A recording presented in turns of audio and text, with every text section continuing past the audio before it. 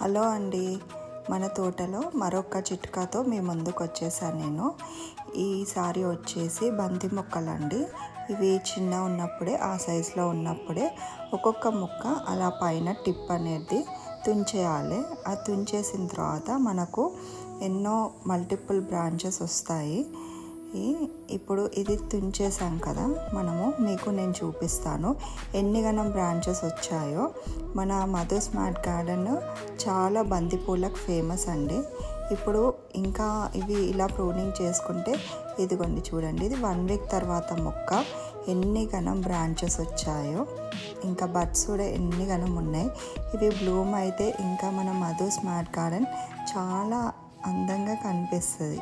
చూడండి, ఇంకొక చెట్టు కూడా అదిగోండి ఎలా వస్తున్నాయో. ఈ వీడియో మీకు నచ్చినట్టయితే like, share, subscribe to Madhu smart garden.